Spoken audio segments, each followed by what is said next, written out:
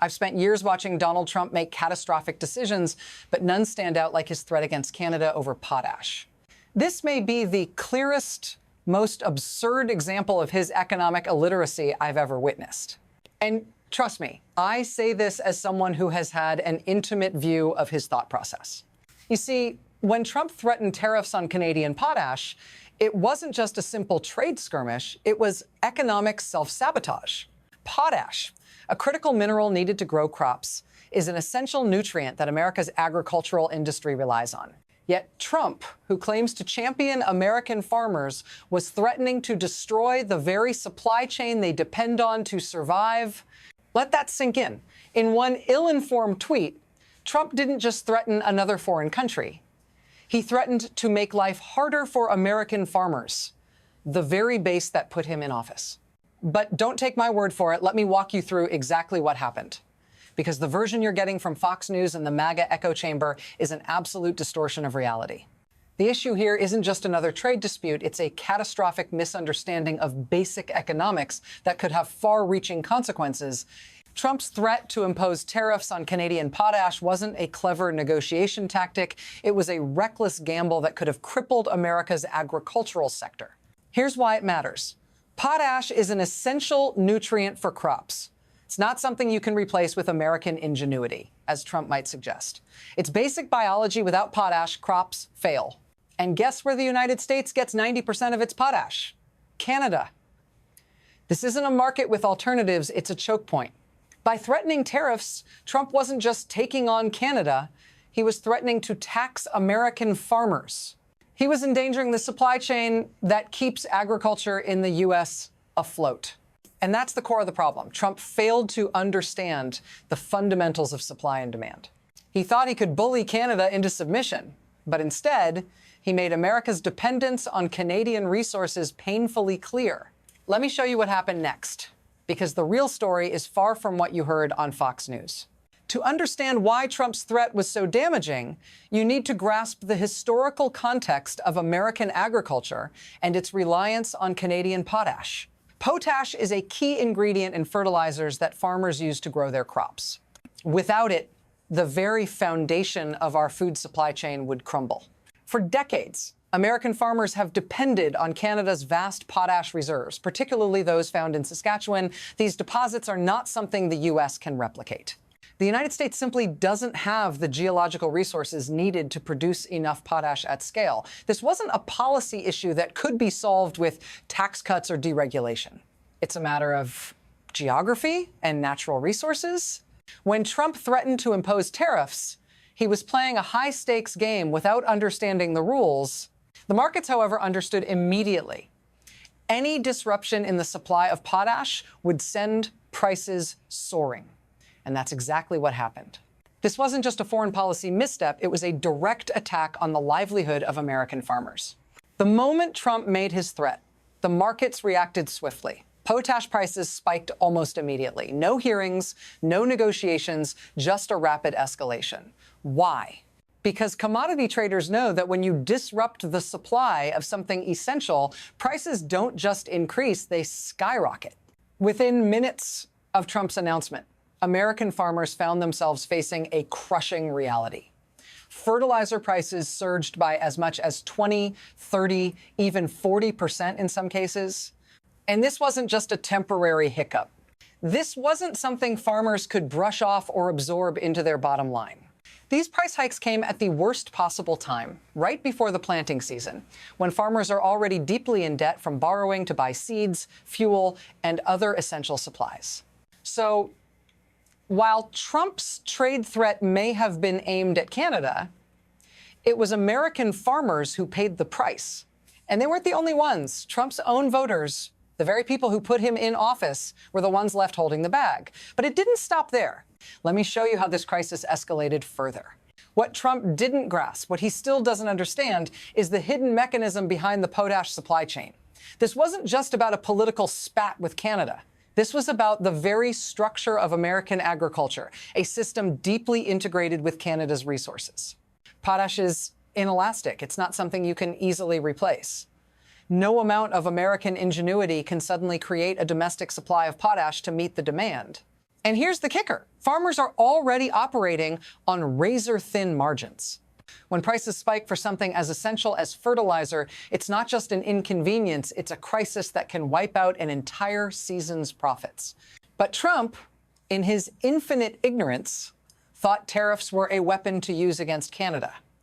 What he didn't realize is that by threatening this vital supply, he wasn't hurting the Canadian government or the miners. He was hurting the very people he claimed to support, American farmers. This wasn't leverage, it was weakness. The U.S. was vulnerable, not Canada, and the markets recognized this instantly. Let's dive deeper into how this crisis unraveled further. As the potash prices spiked, farmers faced an undeniable reality. Their livelihoods were at risk. Imagine being a farmer who's already locked in seed purchases and planned for the upcoming season, only to see your fertilizer costs suddenly soar. This wasn't just a market fluctuation. This was a direct hit to the core of their business. Farmers can't pass on these costs. The price of crops like corn and soybeans is dictated by global markets, not by the whims of a president's trade war. So if fertilizer prices jump 30%, the farmer eats that cost. If the loss is significant enough, it doesn't just affect the year's profits, it can wipe out the entire operation. And that's exactly what happened. What's worse is that Trump didn't seem to understand this basic economic fact. His entire worldview seemed to hinge on the idea that tariffs are a way to punish other countries. But in reality, he was punishing his own people, the farmers who voted for him, trusted him, and believed his promises to support rural America. The tragedy here is simple. Trump's ignorance didn't just create chaos, it created a crisis that hit farmers right where it hurt. Let's take a step back and focus on the human cost of Trump's trade blunder. For many American farmers, this wasn't just about economics, it was about survival. They're already living on the edge, operating with narrow margins that can barely cover the cost of production. When fertilizer prices jumped 30%, that wasn't just a financial burden, it was a threat to their entire livelihood. Farmers are people who work hard, year in and year out, to feed America. They're not just facing the financial strain of increased costs, they're facing the emotional toll of watching their businesses crumble because of a policy mistake they had no control over. And yet, Trump's response wasn't to admit the failure. It wasn't to take responsibility for the damage caused. No. Instead, he continued to double down on his reckless approach, leaving these farmers to pick up the pieces. So here's the question. How many more families will have to suffer before we realize that this isn't just a mistake, it's a dangerous pattern? It's time to hold our leaders accountable, especially when their decisions have real human consequences. This crisis wasn't just an isolated issue affecting American farmers. It was a stark reminder of the global ripple effects of Trump's trade policies. When a major player like the U.S. makes a disruptive move like this, it doesn't just affect domestic markets, it sends shockwaves across the globe. Canada, for example, wasn't just sitting idly by. While Trump was busy causing chaos, Canada was quietly strengthening its trade relationships with other partners, diversifying its options, and reducing its reliance on the U.S. for economic security. Meanwhile, countries around the world were watching carefully, noting that even America's closest ally could be at risk if it dared to challenge Trump's erratic policies. This wasn't just about the short-term damage to farmers or the economy. It was about the message it sent to the rest of the world. America is no longer a stable, reliable partner. Other nations began to question the wisdom of building long-term, interdependent relationships with a country whose leadership was unpredictable and quick to jeopardize mutually beneficial agreements. Trump's policies may have been intended to strengthen America, but in reality, they were undermining our standing on the global stage. The fallout from this trade debacle raises an important question. What happens next? What are the long-term consequences of this kind of reckless decision-making? Let's look at three possible scenarios for the future. The best case. In the best case scenario, this crisis serves as a wake-up call. The U.S. government learns from its mistakes, and future trade policies are based on a solid understanding of economic systems and global interdependence.